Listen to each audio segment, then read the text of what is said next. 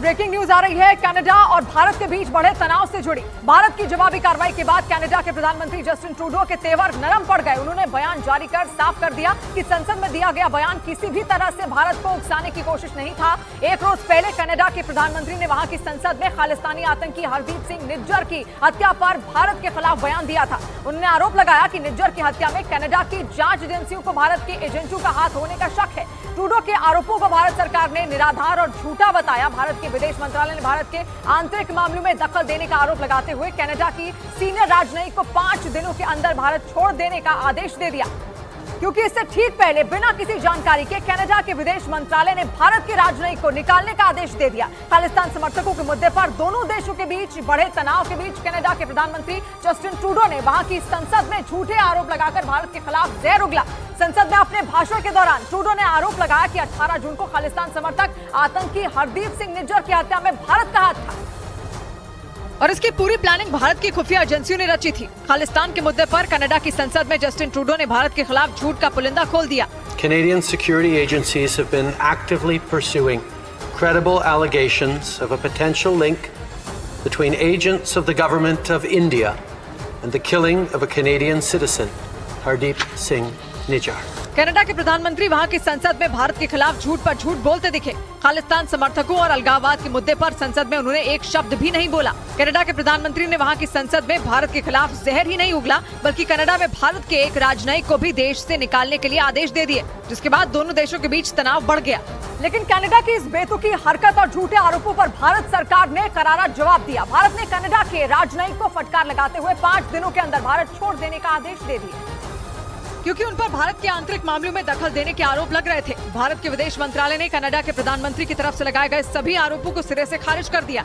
विदेश मंत्रालय ने बयान जारी कर दो टूक कहा कि कनाडा के सभी आरोप बेतुके और झूठे हैं। विदेश मंत्रालय ने कनाडा के प्रधानमंत्री के आरोपों को निराधार बताकर खालिस्तानी आतंकवादियों और चरमपंथियों से ध्यान हटाने की कोशिश बताया। अपने बयान में विदेश मंत्रालय ने इस बात का भी जिक्र किया कि इस तरह के आरोप कनाडा के प्रधानमंत्री ने दिल्ली में हुई G20 की बैठक के दौरान प्रधानमंत्री नरेंद्र मोदी के सामने भी रखे थे।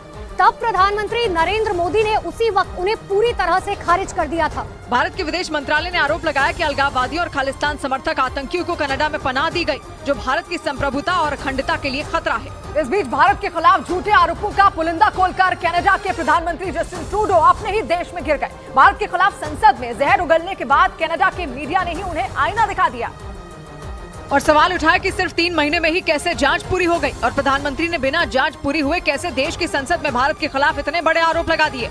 ये 3 महीने बाद अचानक कैसे एकदम से इन्वेस्टिगेशन पूरी हो गई और कैसे एकदम से प्राइम मिनिस्टर ने पार्लियामेंट में ये बात कह दी। कनाडा की मीडिया के मुताबिक हरदीप सिंह निज्जर की हत्या की जांच कर रही कनाडा की सुरक्षा एजेंसियों ने हमले वाली जगह के पार्किंग एरिया के CCTV फुटेज खंगाले, गाड़ियों की पहचान की और लोगों से पूछताछ की। लेकिन करीब 3 महीने बाद भी कोई पुख्ता सबूत उनके हाथ नहीं लगे। कनाडा में रह रहे भारतीयों ने प्रधानमंत्री जस्टिन ट्रूडो के बयान की टाइमिंग पर भी सवाल उठाए और हाल ही में दिल्ली में हुए G20 सम्मेलन के दौरान खालिस्तान के मुद्दे पर हुई फजीहत का नतीजा बता दिया। लेकिन कनाडा के प्रधानमंत्री जस्टिन ट्रूडो को न सिर्फ अपने देश में बल्कि पूरी दुनिया में घेरा जा रहा है। वहाँ की संसद में आतंकी हरदीप सिंह निज्जर के बचाव में बोलकर ट्रूडो बुरी तरह फंस गए, क्योंकि जिस हरदीप सिंह निज्जर के बचाव में वो संसद में बोल रहे थे उसे भारत ने 2020 में ही आतंकवादी घोषित कर दिया था और वो भारत की नेशनल इन्वेस्टिगेशन एजेंसी की 40 टॉप आतंकियों की लिस्ट में शामिल था। भारत की पंजाब पुलिस के दस्तावेजों के मुताबिक निज्जर जालंधर के भार सिंहपुरा गांव का रहने वाला था और 1996 में कनाडा चला गया था, जहां उसने प्लम्बर के रूप में काम करना शुरू किया। आरोप है कि उसने कनाडा में दाखिल होने के लिए नकली पासपोर्ट का इस्तेमाल किया था और फिर शरणार्थी होने का दावा किया था। बाद में उसने कनाडा में ही शादी कर ली। कनाडा में रहते हुए वो प्रतिबंधित खालिस्तान समर्थक संगठन 6 फॉर जस्टिस के प्रमुख गुरपतवंत सिंह पन्नू के करीब आया। उसे आतंकी संगठन KTF यानी खालिस्तानी टाइगर फोर्स का सरगना बनाया गया और पिछले कई सालों से कनाडा में बैठकर ही वो अपने KTF को ऑपरेट कर रहा था। लेकिन इसी साल 18 जून को गोली मारकर उसकी हत्या कर दी गई थी और अब संसद में खड़े होकर आतंकी हरदीप सिंह निज्जर का समर्थन करने वाले कनाडा के प्रधानमंत्री जस्टिन ट्रूडो पूरी दुनिया में अलग थलग पड़ते नजर आ रहे हैं। दिल्ली में हुए G20 सम्मेलन के दौरान भी अमेरिका, ब्रिटेन, जापान और इटली जैसे बड़े देशों ने कनाडा को खालिस्तान समर्थकों के मुद्दे पर समर्थन नहीं किया था। क्योंकि जिस वक्त कनाडा के प्रधानमंत्री दिल्ली में दुनिया के तमाम दिग्गजों से मुलाकात करके अपने पक्ष में माहौल बना रहे थे, ठीक उसी वक्त कनाडा में कुछ खालिस्तान समर्थक जनमत संग्रह करवा रहे थे, जिस पर भारत के विदेश मंत्रालय ने सख्त आपत्ति दर्ज कराई थी। ब्रिटेन के प्रधानमंत्री ऋषि सुनक ने तो दो टूक कह दिया था कि ब्रिटेन में किसी भी तरह का कट्टरवाद मंजूर नहीं किया जाएगा। और अब जब कनाडा के प्रधानमंत्री जस्टिन ट्रूडो ने G7 के सदस्य देशों को इस मामले की जानकारी दी, तब भी उन्हें ज्यादा तवज्जो नहीं मिली। जापान, अमेरिका और इटली ने खालिस्तान के मुद्दे पर उनका साथ नहीं दिया। मतलब ये कि भारत की डिप्लोमेसी के आगे कनाडा के प्रधानमंत्री की एक न चली। और यही बात कनाडा के लिए एक बहुत बड़ा सबक भी है, जिसे सीखने की ट्रूडो ने कोशिश तक नहीं की। मतलब ये कि भारत के खिलाफ बेबुनियाद आरोप लगाकर भी वो दुनिया की किसी बड़ी ताकत का समर्थन हासिल नहीं कर सकते। और खालिस्तान समर्थकों के मुद्दे पर संसद में ट्रूडो के बयान के बाद कनाडा और भारत के बीच रिश्तों में खटास और ज्यादा बढ़ गई। जस्टिन ट्रूडो ने वहां की संसद में भारत के खिलाफ दिए गए बयान को भारत में G20 सम्मेलन के दौरान हुई उनकी फजीहत के बाद की छटपटाहट का नतीजा बताया। और इसी वजह से जस्टिन ट्रूडो कनाडा में शरण लिए हुए आतंकी हरदीप सिंह निज्जर के हमदर्द बनते दिखे। भारत विरोधी गतिविधियों में शामिल निज्जर को न सिर्फ कनाडा ने शरण दी थी, बल्कि उसकी हरकतों पर आंखें भी बंद कर ली थी, क्योंकि बीते कुछ महीनों में वहां खालिस्तान समर्थकों ने भारत विरोधी प्रदर्शन किए। कनाडा में भारत के दूतावास पर हमला किया गया और भारत के राजनयिकों को निशाना बनाया गया। भारत ने कनाडा में शरण लिए हुए खालिस्तान समर्थकों और हमले के दोषियों पर एक्शन लेने की मांग की। लेकिन कनाडा सरकार पर खालिस्तान समर्थकों को बचाने और जांच में लापरवाही करने के आरोप लगे। नतीजा ये रहा कि दिल्ली में G20 सम्मेलन के दौरान जब कनाडा के प्रधानमंत्री जस्टिन ट्रूडो पहुंचे तो प्रधानमंत्री नरेंद्र मोदी ने खूब खरी खोटी सुना दी, जिसकी चर्चा कनाडा के मीडिया में भी हुई थी। इस बीच खुफिया सूत्रों ने दावा किया कि खालिस्तान समर्थक आतंकी ही नहीं, बल्कि कनाडा भारत के दुश्मन कई बड़े गैंगस्टरों की पनाहगाह है। भारत विरोधी गतिविधियों में शामिल कई आतंकी और गैंगस्टर कनाडा में बैठकर भारत के खिलाफ साजिश रच रहे हैं, जो जांच एजेंसी NIA के रेडार पर हैं। खुफिया सूत्रों के मुताबिक अपराध और हत्या में शामिल कई गैंगस्टरों के लिए कनाडा सुरक्षित ठिकाना बन चुका है। पिछले साल 29 मई को पंजाबी गायक सिद्धू मूसेवाला की हत्या कर दी गई थी।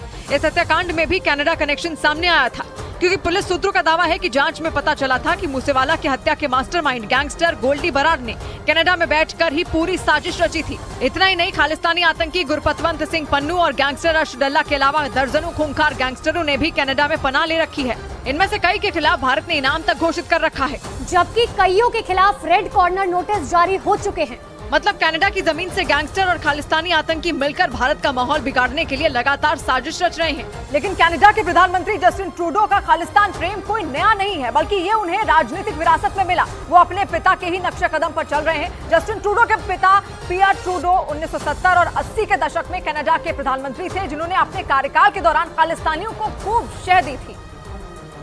और कनाडा के मशहूर पत्रकार टेरी मिलेव्स्की अपनी एक किताब में ये दावा भी कर चुके हैं। उनकी किताब में लिखा गया है कि 1982 में तब भारत की प्रधानमंत्री रही इंदिरा गांधी ने कनाडा के PM रहे पियर ट्रूडो से उनके देश में खालिस्तानियों को मिलने वाले समर्थन की शिकायत भी की थी, लेकिन जस्टिन ट्रूडो के पिता के कानों पर जूं तक नहीं रहेंगी। मिलेव्स्की की किताब में ये भी लिखा है कि 1982 में ही भारत सरकार ने कनाडा में पनाह लिए खालिस्तानी तलविंदर परमार के प्रत्यर्पण की भी मांग की थी, मगर कनाडा की तब की पियर ट्रूडो सरकार ने इससे भी इंकार कर दिया था। और 3 साल बाद 1985 में उसी तलविंदर परमार की साजिश ने एयर इंडिया के एक विमान को बम से उड़ा दिया और 329 लोग मारे गए। इधर जम्मू में डोगरा फ्रंट ने कनाडा के PM जस्टिन ट्रूडो के बयान के विरोध में प्रदर्शन किया, क्योंकि उन्होंने खालिस्तान समर्थक आतंकी हरदीप सिंह निज्जर की हत्या में भारत का हाथ होने का आरोप लगाया, जिससे नाराज डोगरा फ्रंट के कार्यकर्ताओं ने सड़क पर मार्च निकाला और कनाडा के PM जस्टिन ट्रूडो का पोस्टर लेकर उनके खिलाफ जमकर नारेबाजी की। जस्टिन ट्रूडो हाय हाय, जस्टिन ट्रूडो हाय हाय। इस दौरान उन्होंने कनाडा के PM के खिलाफ अपना गुस्सा जाहिर किया। भारत को बदनाम करने का प्रयास करने वाले के साथ भी यही व्यवहार होगा, क्योंकि संसद में अपने भाषण के दौरान ट्रूडो ने आरोप लगाया कि खालिस्तान समर्थक आतंकी हरदीप सिंह निज्जर की हत्या में भारत का हाथ था, जिससे डोगरा फ्रंट आग बबूला हो गया और उनके खिलाफ प्रदर्शन किया। इस बीच कनाडा के प्रधानमंत्री जस्टिन ट्रूडो के बयान से बढ़े तनाव के बाद दिल्ली में कनाडा उच्चायोग की सुरक्षा बढ़ा दी गई। कनाडा उच्चायोग के बाहर CRPF और दिल्ली पुलिस की कई टीमों को तैनात कर दिया गया। और ये तब हुआ है जब भारत ने कनाडा के एक राजनयिक को भारत से निकलने के आदेश दे दिए। इतना ही नहीं, कनाडा के उस राजदूत पर भारत के आंतरिक मामलों में हस्तक्षेप करने का भी आरोप लगाया गया, जिसके बाद तनाव को देखते हुए दिल्ली में मौजूद कनाडा उच्चायोग के बाहर सुरक्षा कर्मियों को तैनात कर दिया। आप यहाँ पर देख सकते हैं कि अलग अलग जो एजेंसियां हैं उनके फोर्सेस तैनात की गई है। कनाडा के उस राजनयिक को निष्कासित किए जाने के बाद गृह मंत्रालय ने यह फैसला लिया।